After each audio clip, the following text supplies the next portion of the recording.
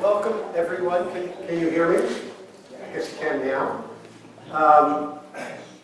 Welcome to the auditorium in the School of Global and International Studies. And thank you for coming right after Thanksgiving. And as study time crests. And if you can't hear me, we're experimenting with the acoustics. We can improvise as needed. Anyway, I'm very, very proud and want to thank my colleagues at SGIS for co-sponsoring this event with SGIS.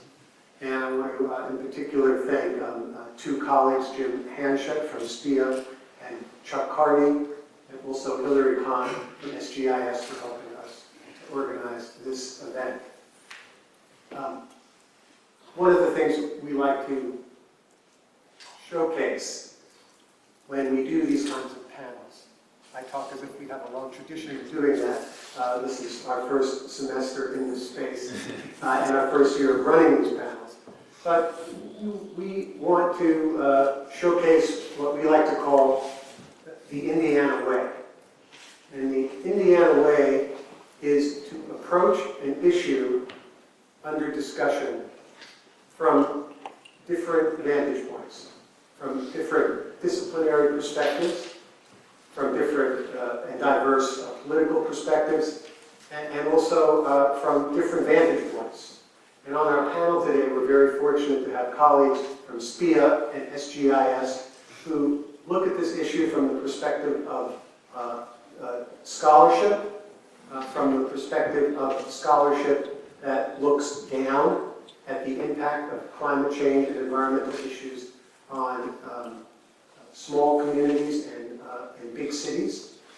We have people on the panel who look at this issue from a historical perspective, now in the 21st year of climate change negotiations and the historical factors that have driven that. We look at this as well from the perspective of policymakers and policymakers turned scholars, people who have had direct impact on the shape and direction of U.S. and international climate change policy, who now are taking a break from their work in the policy world to address this from an academic perspective. And the way we'll run this is five of us will have a conversation as informal as possible given the setting. We'll talk amongst ourselves in front of you about our different points of view. And then at the midway point, if not earlier, we turn the meeting over to you for you to ask questions of our panelists. So with that, I just want to set the stage a little bit more. So we're here today to talk about COP21, which if I were 17 or 18, I would have thought meant something very different. But what it means is COP is the 21st meeting of the Conference of Parties of the UNFCCC. I know that's clarified the issue for all of you. The UNFCCC is the UN Framework Convention on Climate Change, which opened in Paris yesterday. World leaders have 12 days until December 11th to agree on plans to slow global warming. And the world has renegotiated the fundamental architecture of international climate action 5 times during this 20-year period.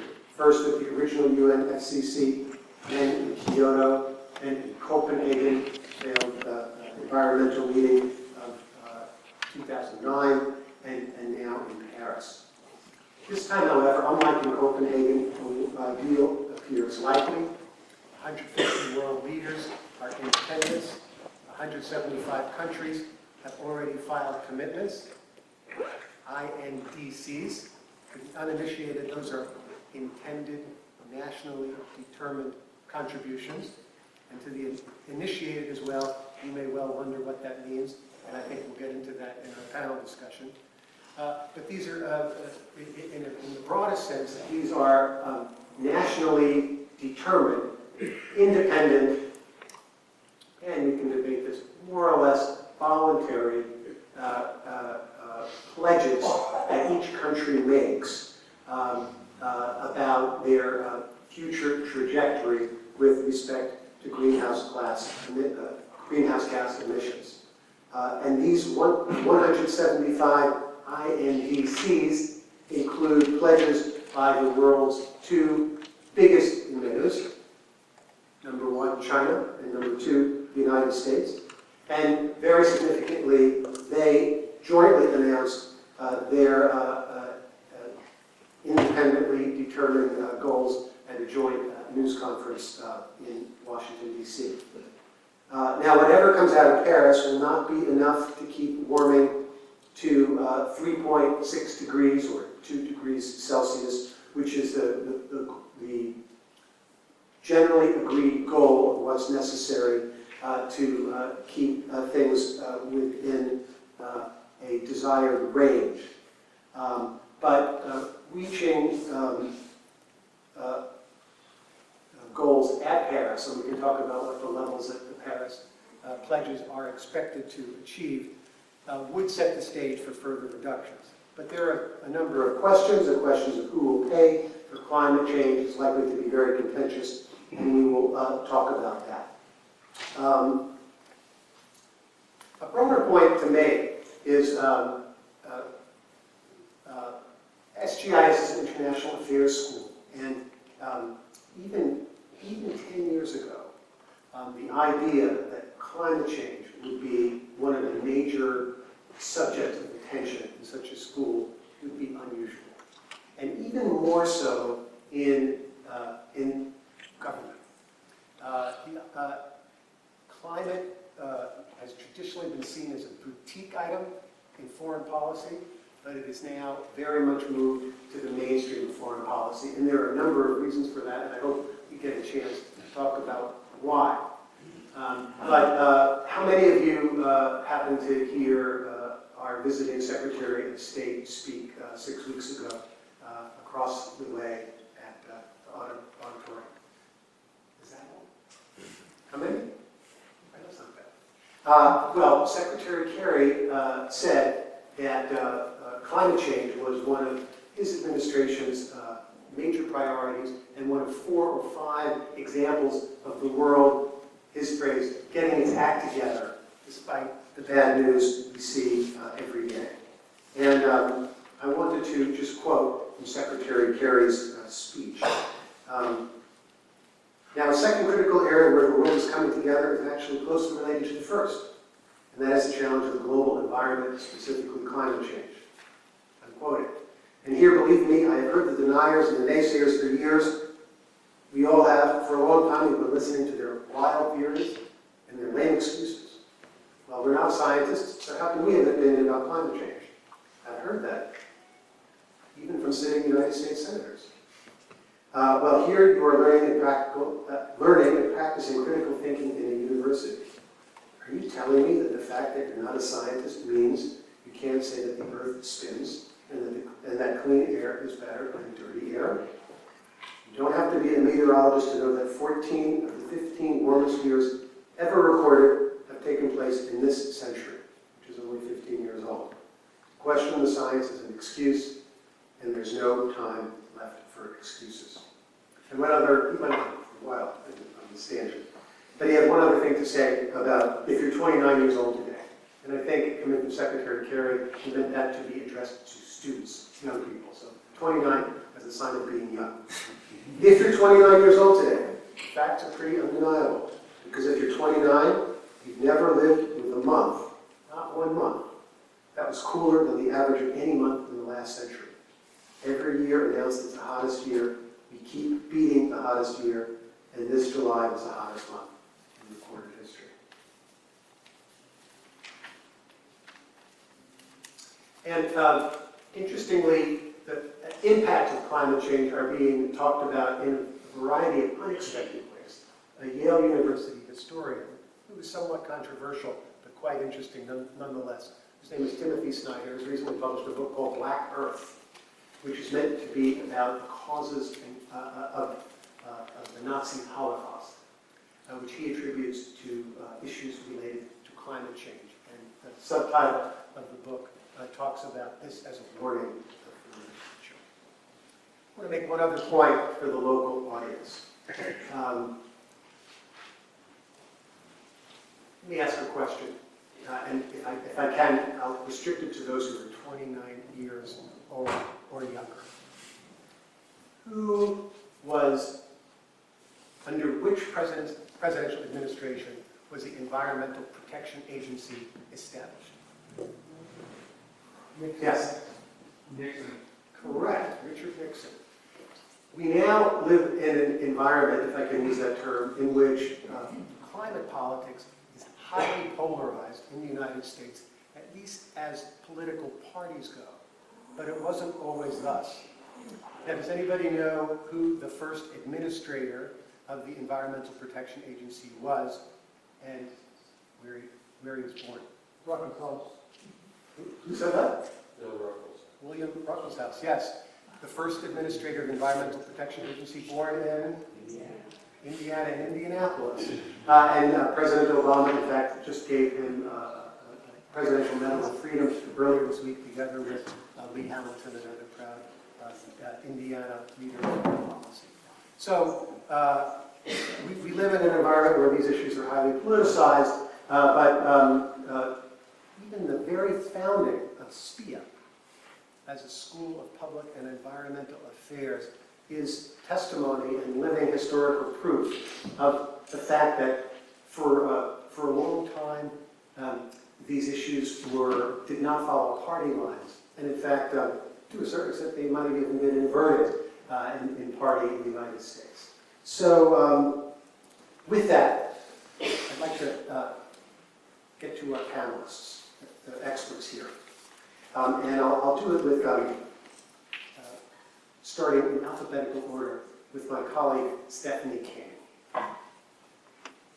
You can tell which panelist is Stephanie. She's professor in international studies and author of Where Rivers Meet the Sea, the Political Economy of Water. This is a book that focuses on two coastal cities on rivers, Buenos Aires in Argentina, and the city of Salvador, a city of 3 million in Brazil's dry northeast. Stephanie, I think it's terrific if we can start with you, if you'll allow me, not only because it's an alphabetical order, but because I think it's important to start these kinds of discussions with the point of view that is most often overlooked in these kinds of discussions, which is the people who are most affected by the action, inaction, or decisions for good or ill that are made in conferences like these. And I wonder if you could tell us a little bit about what you think is at stake for the people you studied in this book and your work.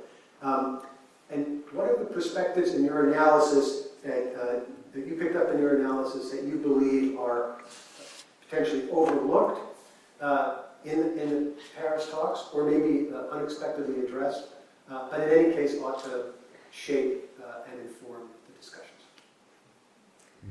Okay, I didn't know that was going to be the question. And I've been trying to wrap my head around what's happening in Paris. Well,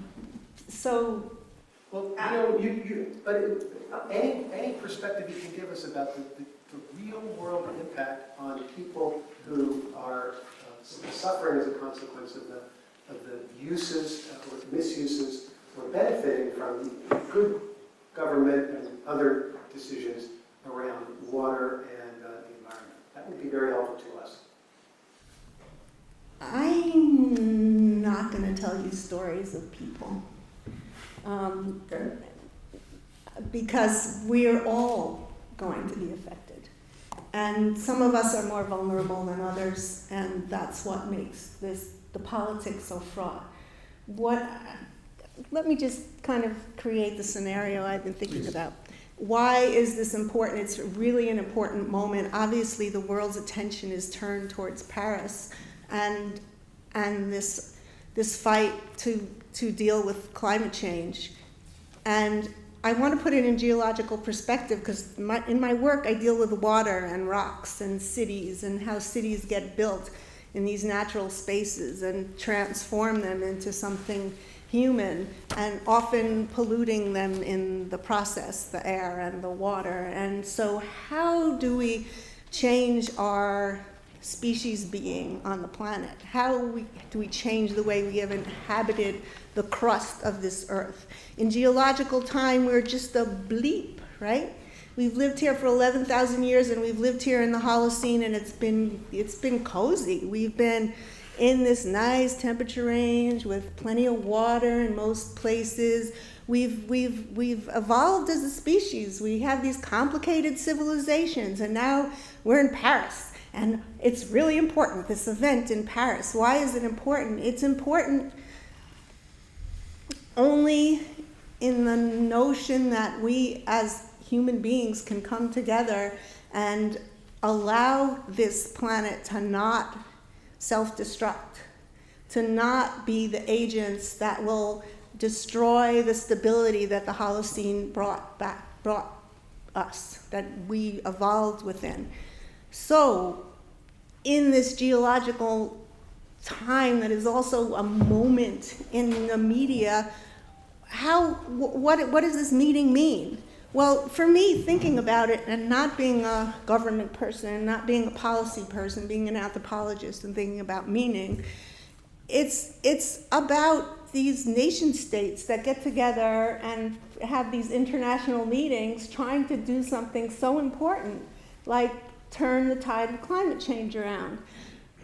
What if they can't? They've done it, they've met 5 times before. What if they can't? Well, will we lose our faith in this way of organizing people?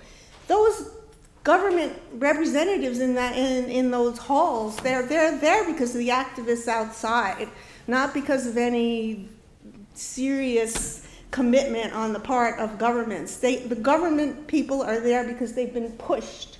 They've been pushed by those thousands and thousands of people who are either already suffering and organized to fight this on the international stage, or by people like you and me who just decide that you have to get out there and do something. We have to make our representatives listen. We have to make our governments listen.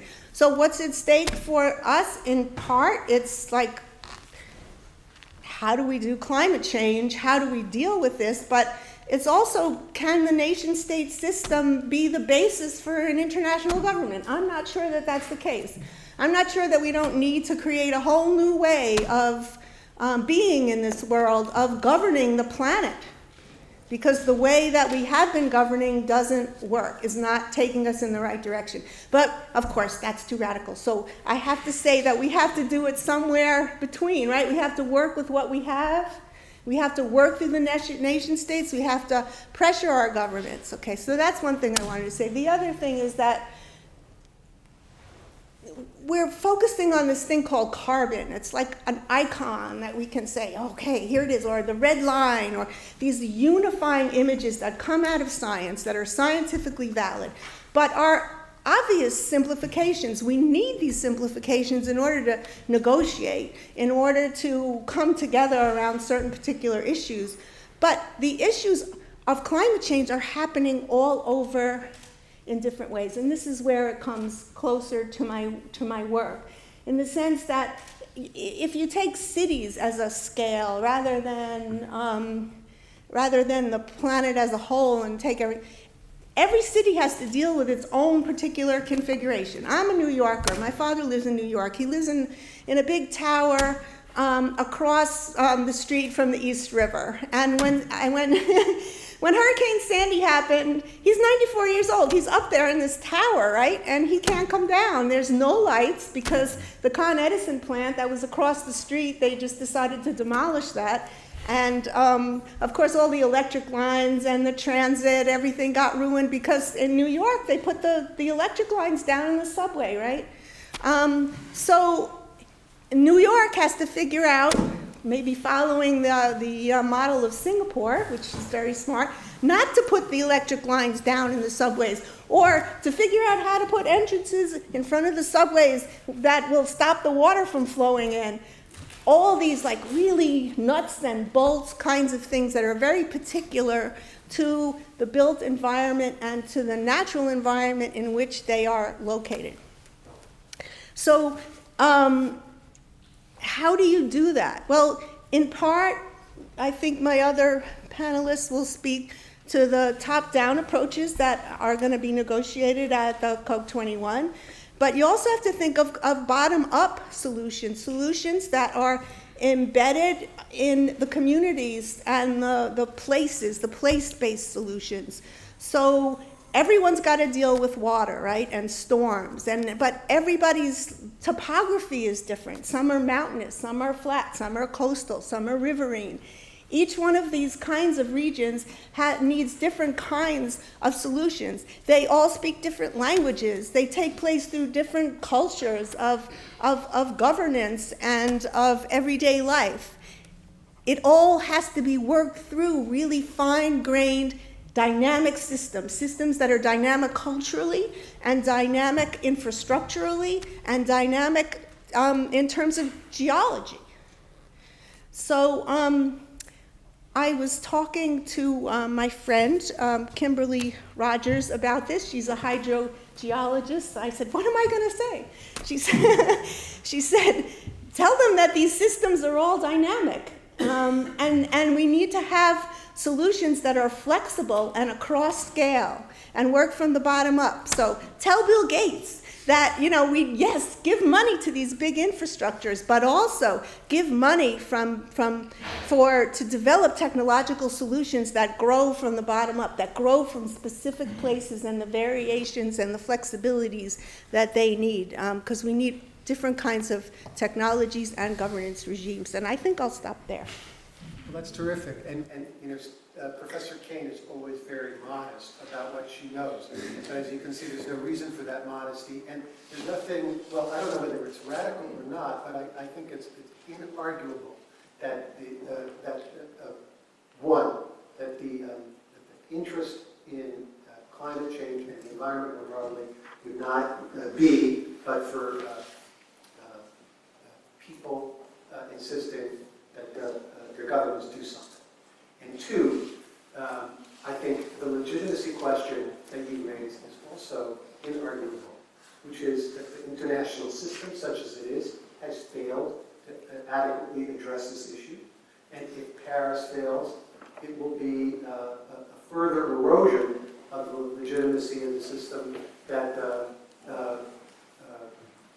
has characterized the post-war world in any case.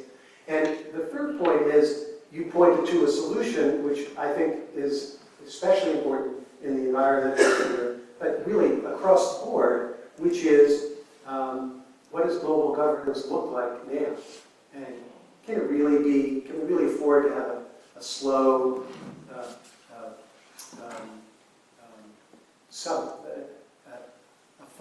not fully participatory top-down system at this point? And how can we be most effective? And, as you pointed out, at the city level, at the local level, at the state level, city to city, this is where it's at. This is where most of the innovation is. And this is what fortunately also now in the policy world and in the world of government also recognize, which is that this has got to work. It's got to work in networks, up and down, side to side, across borders. So I didn't ask you that question, but I'm glad you disregarded the question and you went ahead with your remarks. So thank you. Thank you. And all right, staying in alphabetical order with apologies, we have two Davids, and I think I'll do them. I'm sorry, I take that back. We have two Ks. We have David KONISKY and Kenneth Richards, both from SPIA. Now I'll go to David KONISKY first. Associate Professor in SPIA. Your focus is on American politics and emphasis on regulation, environmental politics and policy, and co-author or editor of 3 books on environmental politics and policy, including most recently Failed Promises, Evaluating the Federal Government's Response to Environmental Justice. The reason I just got a little confused is in my head I wanted to ask both David and Kenneth a similar question. So let me also introduce Kenneth Richards, who's a professor of environmental economics at SPIA, who's been deeply involved in shaping at a very important phase from 1989 to 1994 and beyond in shaping U.S. policy with respect to climate change policy, voluntary global gas reporting, and other related issues. So to both of you, but we'll start with David in respect of the alphabet. What can you tell us about the U.S. position in the climate change talks? How do you evaluate or situate the present administration's positions on these issues? How does it differ from other administration positions? And in terms of ambition, how would you evaluate it? Great. Well, thanks for having me. It's a pleasure to be here. So I think the way I look at the Paris meetings as it's really the culmination of what has been the global reset on climate policy internationally over the last decade or so. So let's take a look at this as a sort of singular event. This is an event that has gradually sort of come to a space where we have a very different situation than we had, let's say, 20 years ago in Kyoto.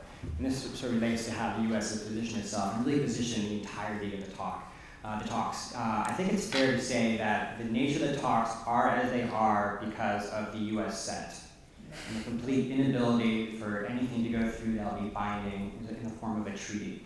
And that has very much shaped how President Obama and the rest of the administration has sort of pursued and tried to structure the nature of these talks. So let me sort of say two, I think, specific things about that. So I think what we're looking at in Paris is sort of striking a new international bargain on climate change. There's some very fundamental differences from how we've gone about this question previously. So the first is there's this sort of principle that really for the first time that we're going to have sort of a shared commitment across both the developed and developing world. And we're going to base this sort of on sort of the catchphrase you see in the U.S. bargaining position is existing economic capabilities and existing circumstances, right? And what's important about this is that this differs from basing an agreement on historical emissions, right? So we're basically going to say we're going to look at countries' capabilities to reduce their emissions as they are countries today, looking past sort of the historical contributions of the developing nations. So this is very different than the Kyoto Protocol, where the principle at stake there was common but differentiated responsibilities that were sort of codified into the protocol itself, which really placed the burden on emission reductions on developed nations only, right? So sort of stepping back for a second, why is this? So one thing to recognize is that we're living in a very different world in terms of greenhouse gases. So in 1997, I looked up some statistics this afternoon. The U.S. accounted for about 25% of global CO2 emissions, whereas China accounted for about 12%. Where we are today is almost reversed. So in terms of global contributions, China is about 24%, the United States is at 16%. U.S. emissions are going down, China's are going up. Right? So if you are interested in addressing this problem, you cannot get there by any set of regulations in the United States or even the EU alone. You have to address these emissions coming from China and other developing nations. And to put a final point on that, if you sort of look out to 2030, China will emit about 2.5 to 3 times as much carbon dioxide as the United States. And in total, it will also emit sort of the combined amount of the United States, the European Union, and India. Right? So this is a problem that has to have global cooperation and has to have a shared commitment to achieve that. So the second thing, and this relates back to the politics of the U.S. Senate, is that what's really different about what's happening in Paris now is that nations are committing themselves to nationally determined contributions. Whereas in the past, this was negotiated. We negotiated what the U.S. emission reductions would be. We negotiated what other countries' positions would be in terms of their reductions. That was what the consensus was about, is who was going to do what. Now we've moved to this voluntary system where essentially countries are pledging what they might achieve on emissions based on their own capabilities, their own existing circumstances. And this approach is very different than how things happened in the past. And the logic is that the US Senate will not sign onto any treaty which, it essentially doesn't have that kind of structure to it. In essence, you're not going to sign on to the Paris Treaty as is, right, any agreement. But you could get through any international negotiated emissions levels that might come out of a previous sort of state of affairs. So I think the big picture is in terms of the whole U.S. domestic political situation is what's shaping the basic structure of this agreement on those two fundamental principles. And that explains a lot of what we're seeing in the negotiations in Paris in the next couple weeks. Thank you very much. And if I could, Professor Richards, the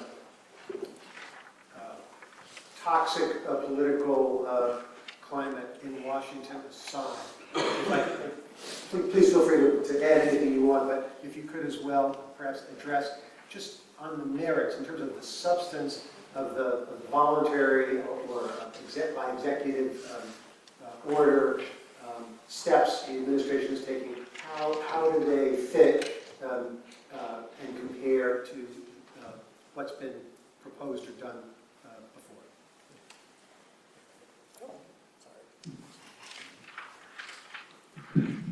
Well, thanks. So listening to my colleagues, I'm seeing some threads, but they tend to be more personal than they are necessarily policy-oriented. So let me run through this fairly quickly.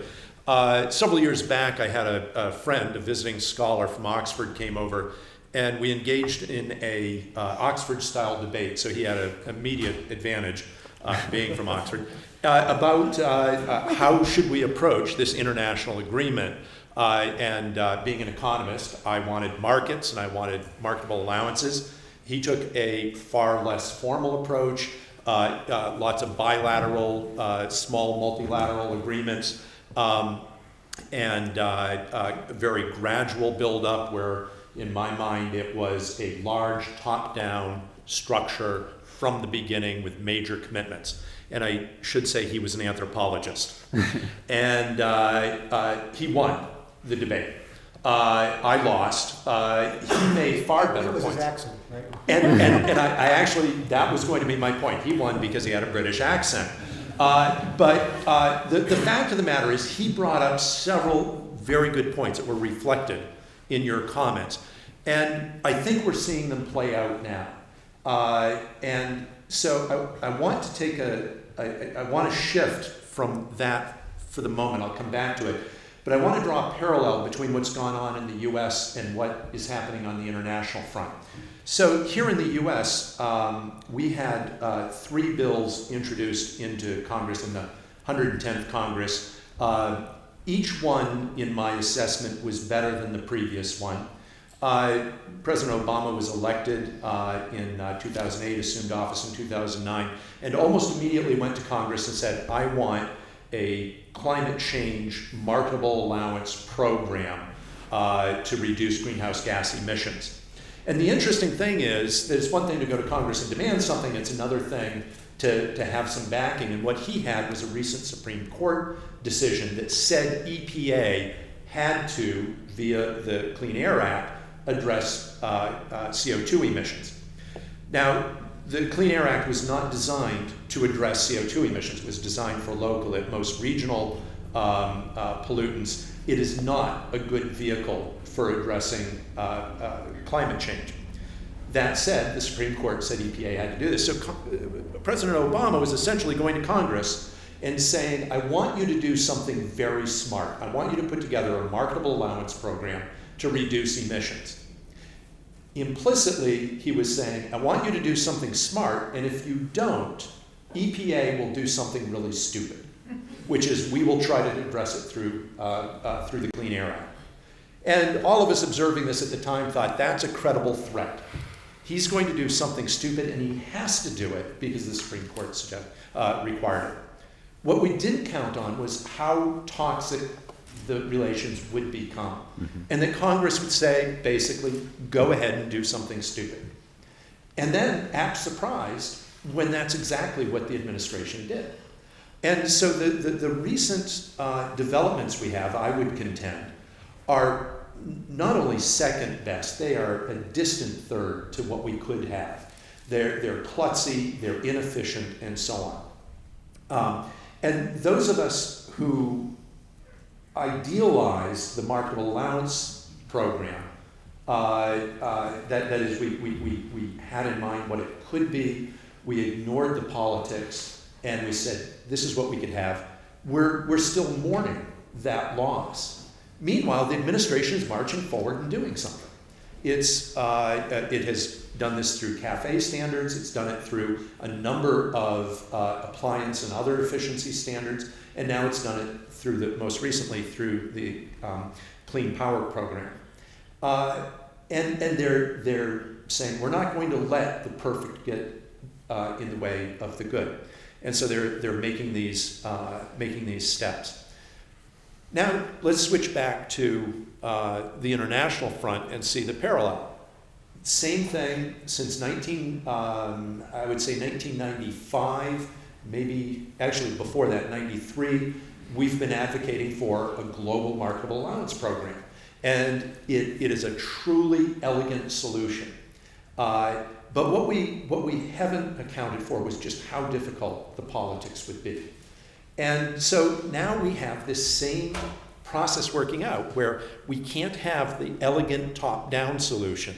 So we're going to settle for the less elegant bottom-up solution. And in this case, it's one that I think actually does account for the local differences. It's a very practical approach. Given that we couldn't get the perfect, we're doing the practical, which is let each country make their own, not only their own targets or their own goals, but their own way of implementing it. Let's not try to get the big elegant solution. Let's go for what's going to work. The bottom of the top you're talking about. Well, actually, many have suggested that this is the bottom-up approach, what we have now. That the top-down approach was what I was advocating, the big global trading system with marketable allowances allocated to each country and then global markets in these allowances. That's the top-down. The bottom-up is where you let individual countries. Now, there's an even... Choose your own adventure. The bottom up is where you have women and men and old people and young people and people who actually are, living next to the water, figuring out what they're going to do. This is my question to you originally.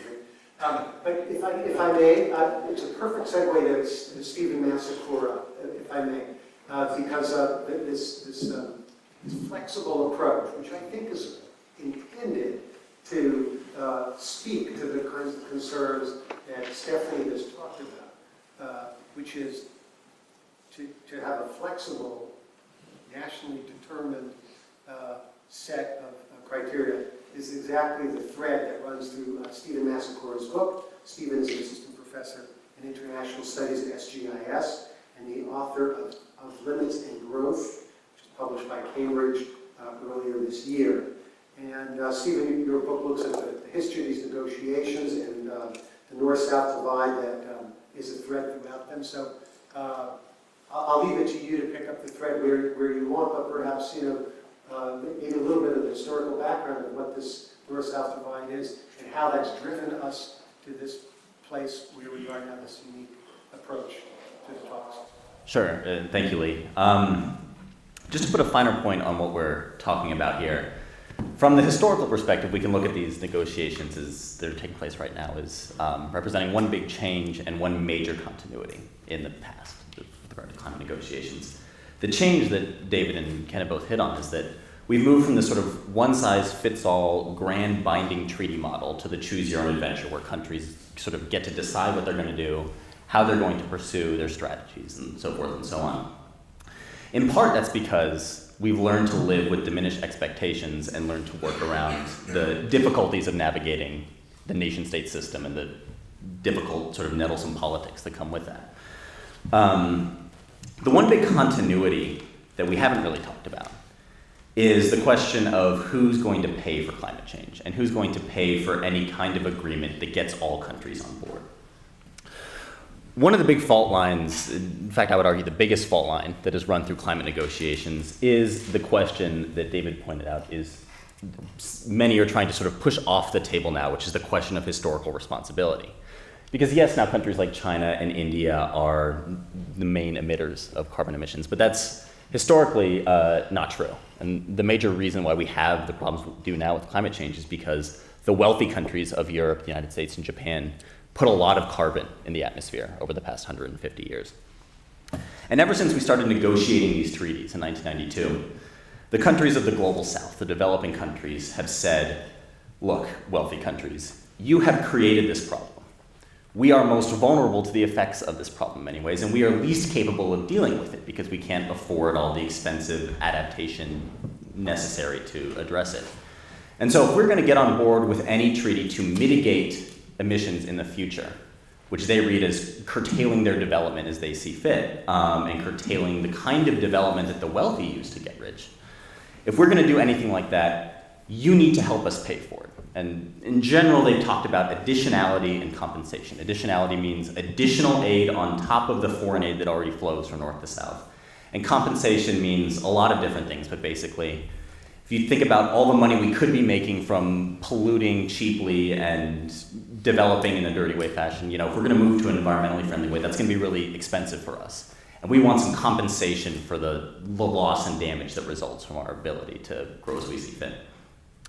The wealthy countries, unsurprisingly, have generally rejected the developing countries' desire for aid. There's been a long debate about how much aid is necessary and where it should come from. The developing countries have long pushed for a binding agreement of money from the public purse of wealthy countries. This was one of the big issues on the table at Copenhagen. Developing countries demanded $100 billion a year by 2020 in foreign aid from north to south, coming from public monies. The wealthy countries sort of tacitly agreed to that, but they didn't give any specification of where that would come from. A lot of that was in the United States and Europe that they agreed to do from that was meant to come from private investment and from encouraging flows of companies to invest in green technologies in the South. And one of the major fault lines now at Paris is, even though we moved away from the big treaty model, and we're going to do these nationally determined contributions, developing countries still say that we need additional money and we need extensive compensation if we're going to comply by what we've agreed to in these things. And so, for instance, India has said that they need $2.5 trillion by 2030, which is over $160 billion a year in new aid to cover the costs of India's very modest and very meager promise to cut emissions. And so while in one sense these negotiations have moved towards a more practical model in hopes of getting some kind of agreement that people get on board with, this issue of climate financing and figuring out who's going to pay for climate change and how to assess the issue of historical responsibility is not going away and is continuing to undercut a lot of these negotiations now. All right, that's terrific. I took more time with our panelists, but I think for good reason than I anticipated. But I'd like now to turn it over to our audience, and I'm going to try to drive our panelists to see if we can find any glimmers of hope in Paris. Because as I go to a question, for example, a number of analyses, this firewall between North and South that existed, many people think is now overcome. So, I'm in your comments and in responses, I'd like you to address that. And now to the audience. So raise your hand, and we've got Chuck Carney, who, among his other responsibilities, is going to pass around the microphone. So, woman right there, please. And if you could just introduce yourself, if you don't mind, and stand up so everyone can see. My name is Charlotte Hess. I just wanted to know if you all would talk about the things that I think about when I think about climate change, and that is the relationship between what's happening all over the world, regardless of governance system, and economic system of power, and where the power lies in terms of capitalist system, the desire for growth, the neoliberal system, and if I think about what the Senate and why the Senate is so resistant, is because who's in back of the system, who's in back of the Senate, and there's a lot of corporate power there. And I think about this because the reason why I think it's relevant to the Paris talks is because of the idea that the one real, kind of hope that we can have is resistance, is bottom-up resistance at a time when people that are there to resist aren't able to because of our reaction to, because of a very same reaction to terrorism. So it's a very complex situation, but I would just like to somebody to connect a little more of the dots between who's holding the power of making the decision about how we govern, and then the resistance that's happening more and more to resistance, either because of reaction to terrorism or because of police brutality. Thank you. Okay, and just because I know we're shorter, but I'd like to do one more question. We'll group them together. Gentleman right next door. Hi. Stand up and just introduce yourself. Oh, hi. I'm sorry. My name is Mike Biggs. Hi. The estimate now is that 400,000 people are dying per year from the effects of climate change. And Robert Hansen, the only person who's been accurate on his predictions, just came out in June saying that just for emissions up till now, we're going to see 10 feet of climate change within 50 years. But everything's happening even up to 100 years faster than expected. Why aren't we seeing even a millionaire putting up an X prize for what's the fastest, cheapest, and safest way to sequester carbon? Because the only solution scientifically, if you read all the papers and everything, although they don't suggest this, is to roll that carbon far enough that we can even make up for the excess methane that's going to put into the air through the feedback loops. So what do you think about something like this? Thank you. These are pretty interesting questions because they're both about the market, but kind of in opposite directions. So who would like to? I'd like the first. You clearly need the second. I need the second Yeah. one, yeah. And it's just to observe, coincidentally, before returning to IU, I had been on leave for 4 years. I was living in Singapore, and I had the chance to host actually an event like this with Branson and Richard Branson. And he did put up that X Prize. That's exactly what he did. And I can't remember the amount. I'm thinking that it was 100 million, but I'm not sure. And I asked him whether he had gotten applications, and he said, I've had hundreds of applications of people who think they've got the cure, the solution. And, of course, were there any winners? No, none of them were evaluated as effective. This is not a silver bullet problem.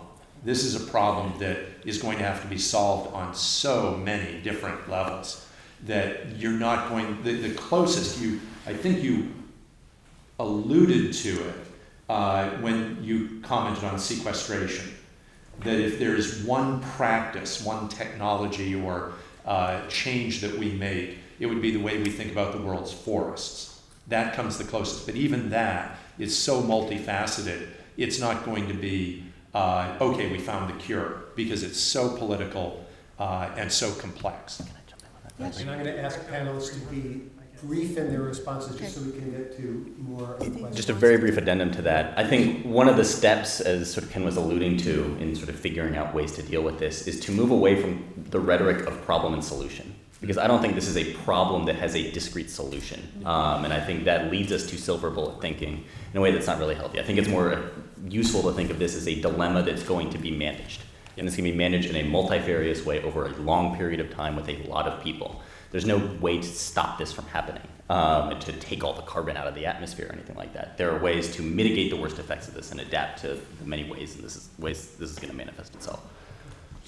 Okay, so the first question, when I started to think about how to frame this, I thought, okay, what's been going on in the world? What other kinds of issues have organized international international forces. So there's climate change now, but there's the TPP and trade, which is profit motivated, and then there's the war on terrorism, which came right into Paris and interlinked with this in obvious ways. So if you just take those three ways of how our international powers have negotiated around what kind of issues, you got either violence, or you got greed, or you got climate change, which is our best hope for something peaceful, for peaceful and just change.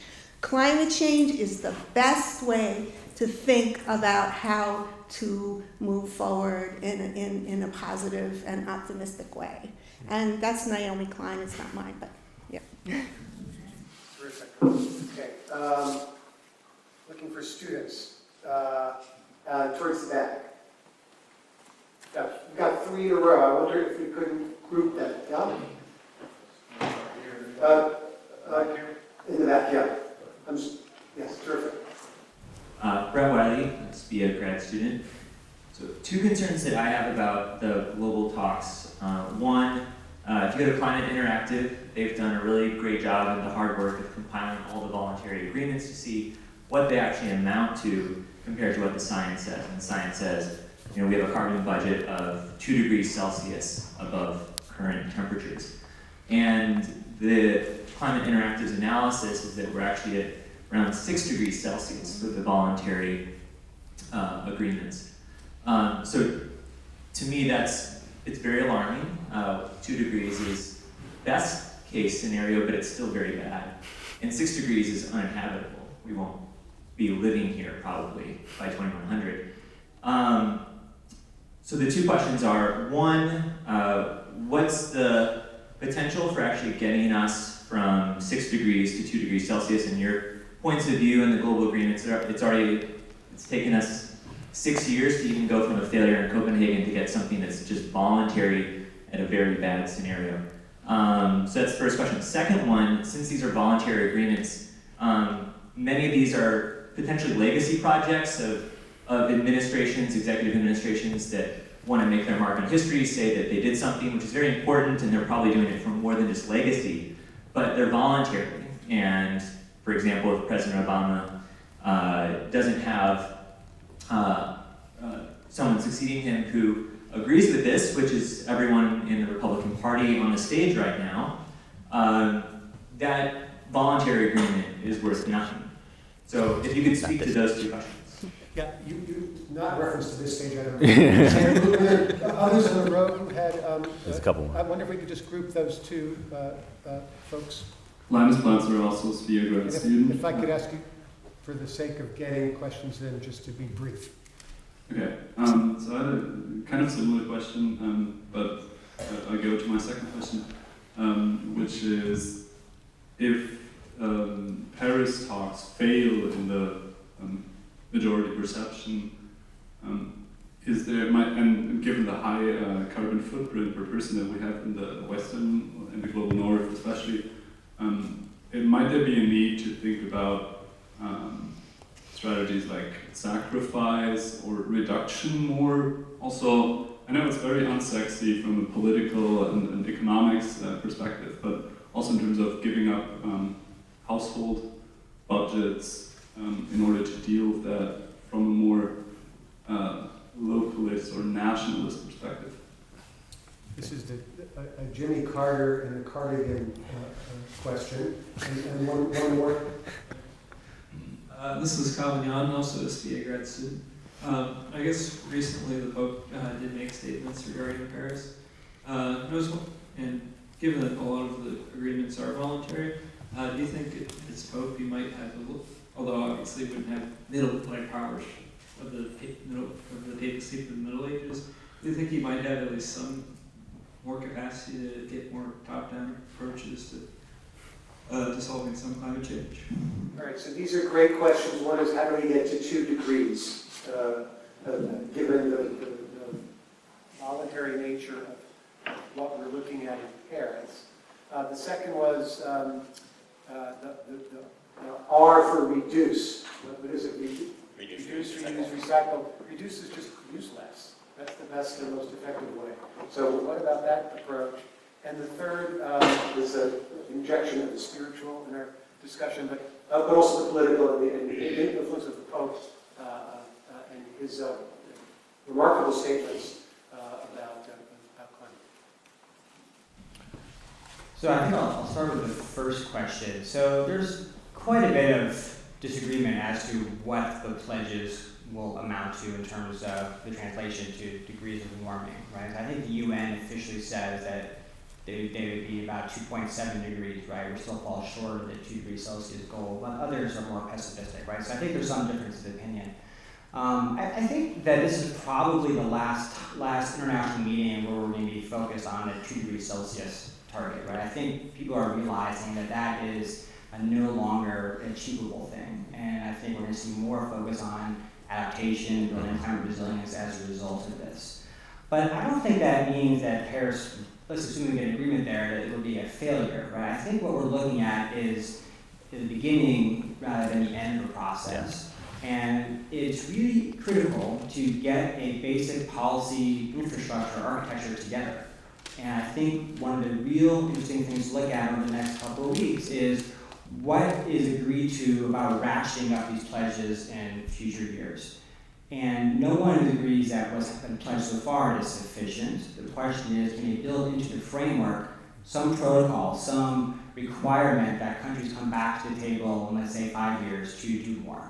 And I think everyone expects that to happen. And if so, then there still may be a route to avoiding what might be catastrophic warming.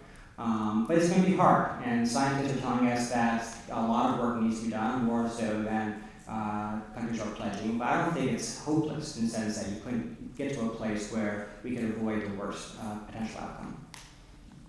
Very good. Just to jump on, I think from the diplomat's perspective, often what you want is an architecture and options, and you also want time. And what, if nothing else, this Paris agreement might do is create this architecture with these ratchet agreements where you don't know what's going to happen in 5 years, you don't know what's going to happen in 15 years. I mean, this is kind of the logic behind the Iran deal, over the Iranian nuclear program, is we bought ourselves 15 years of time to work with Iran, the United States did. And you don't know what could happen in that time period, but you've given yourself the possibility of options.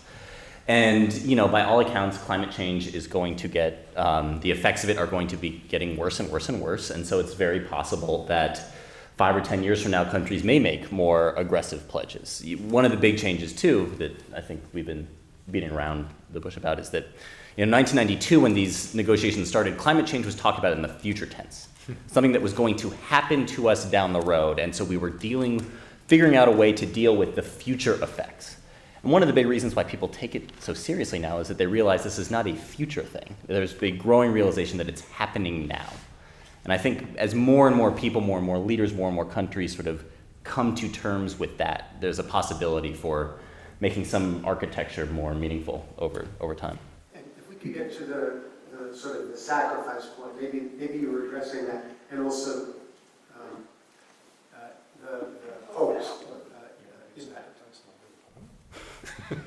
No, you do sacrifice, I'll do the Pope.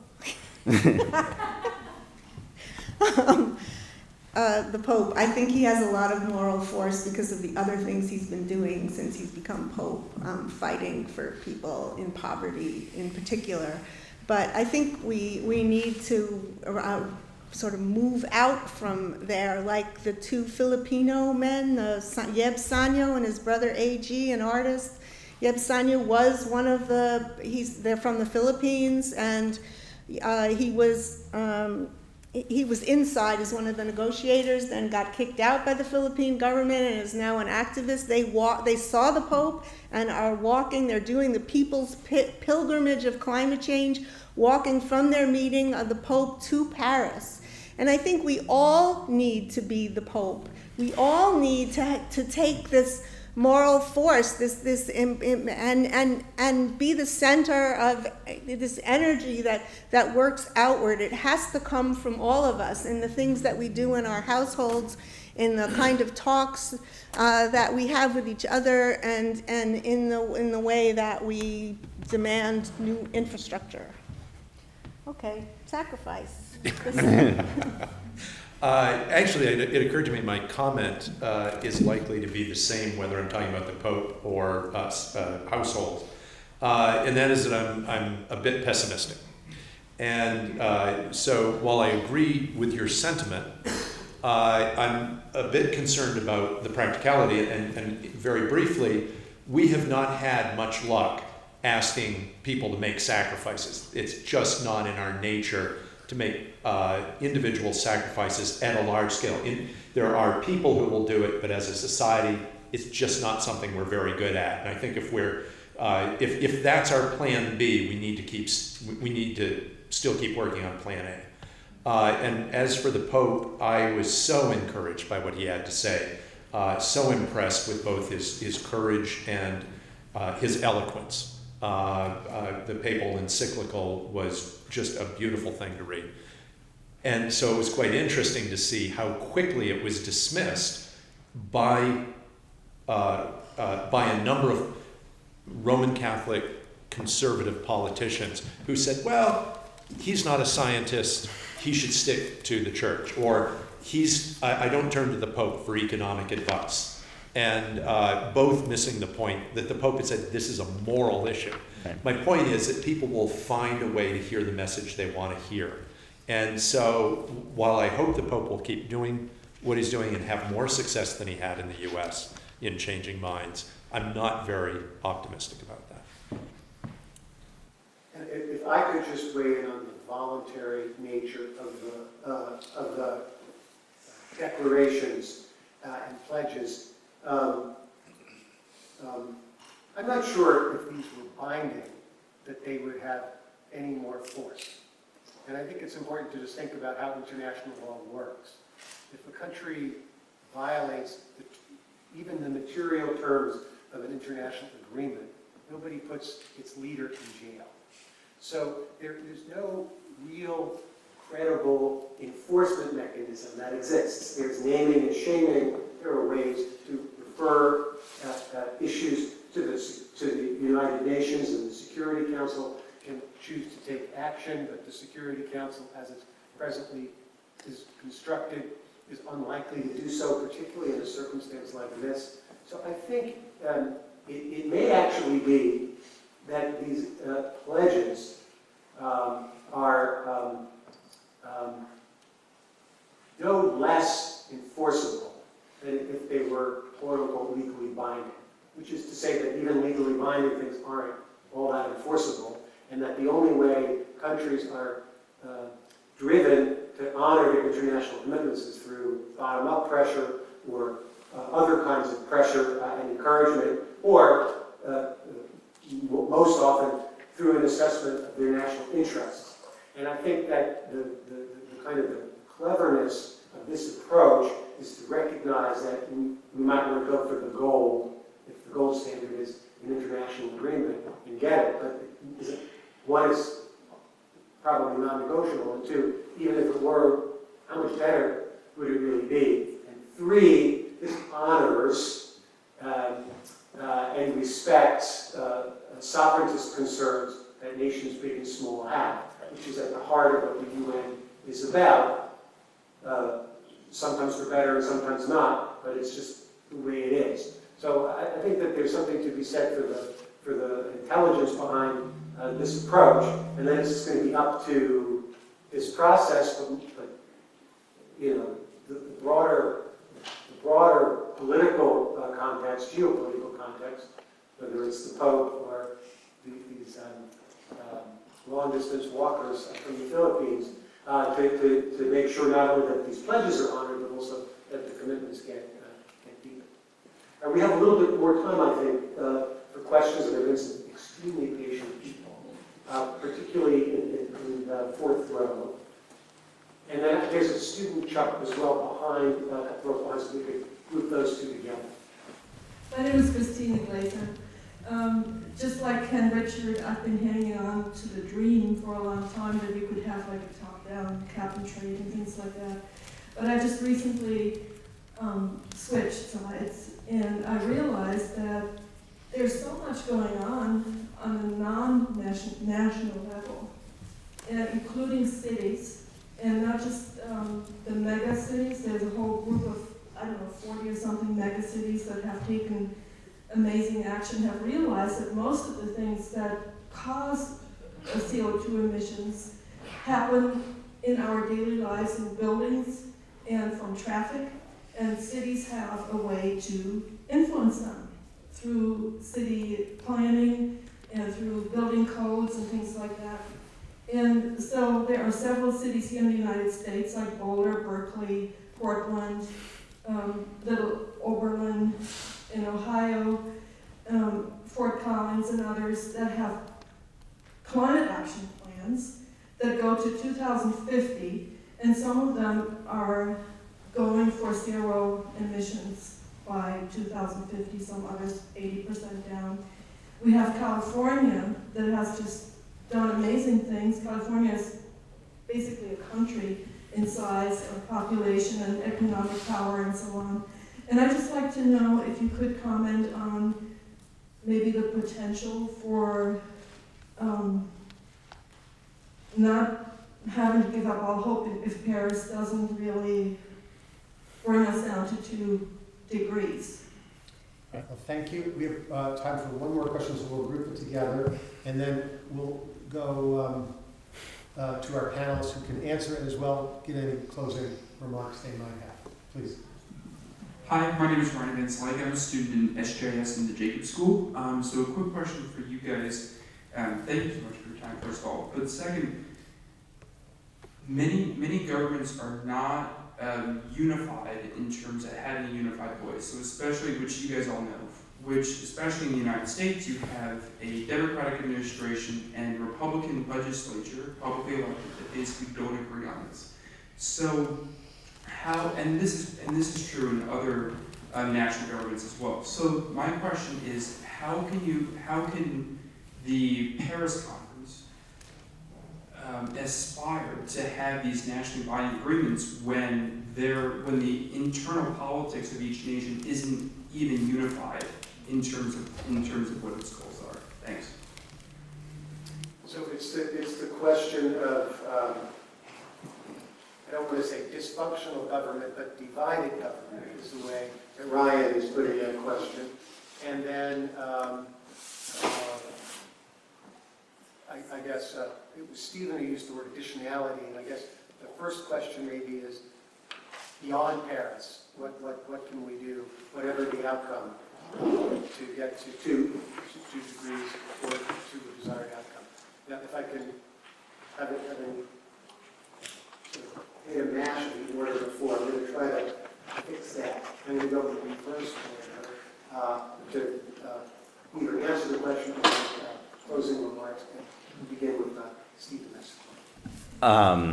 Sure, yeah, so those are both important questions. With regard to the first one, yeah, I think everything is on the table at this point. And, there's some talk of what political scientists call a regime complex, which is that there's lots of different types of regimes overlapping and interacting with each other. And so if California wants to create an emissions trading scheme with some municipality somewhere else in some other country, or if Denmark and Indonesia want to get into an agreement about carbon offsets and forests, so forth and so on, they can do that. And I think it's going to be that kind of activity where a lot of the momentum is going to be in the near future as well, and that should be welcomed.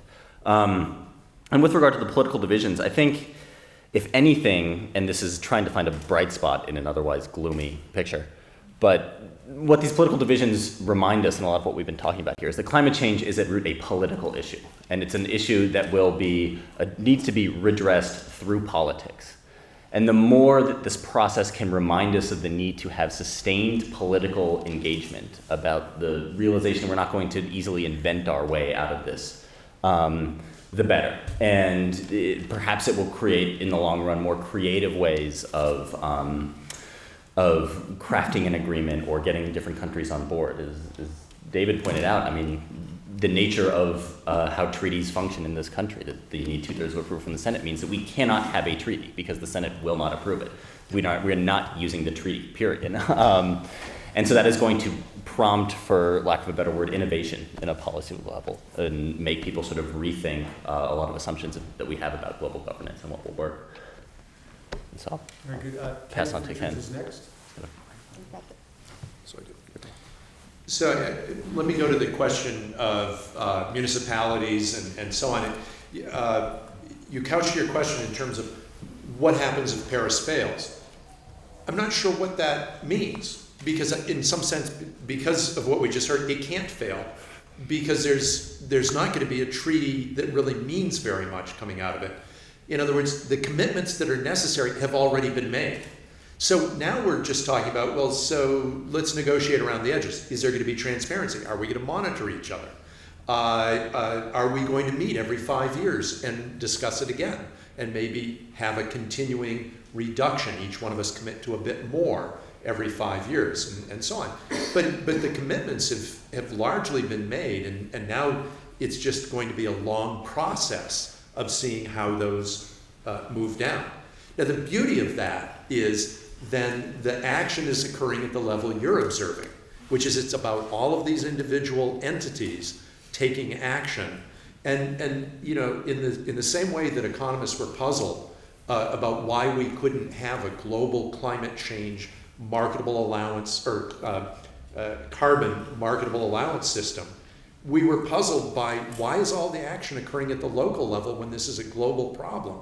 And it's because we don't really understand, we're not very good at anything more complex than a simple model.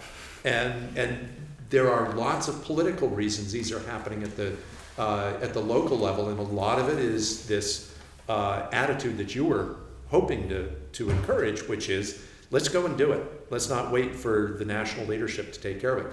And so you're seeing this sort of thing all over the place, and people are finding ways to find benefit in taking these steps that also have positive global process. So I'm actually rather optimistic that it's those very local things that you're observing.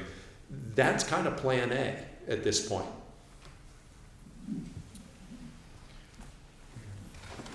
I don't typically like to disagree with my colleague, but I will.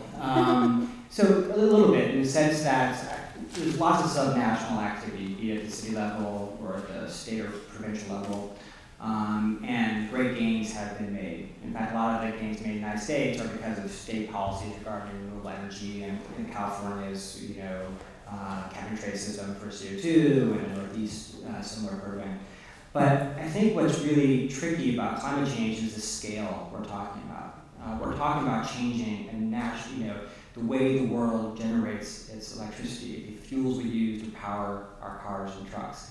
And these are huge challenges that are not going to be solved by energy efficiency standards in cities or energy efficiency standards in appliances. Certainly those are important components. But the scale of the problem is such that I do think you need the nations of the world to do something. And I think the other thing to note is that I'm not sure, I think for a country like the United States, they will pursue this regardless of Paris. Other countries made pledges contingent on there being action in other countries. And finance. And financing. So it's a little bit hard to say what would happen in the absence of some sort of agreement.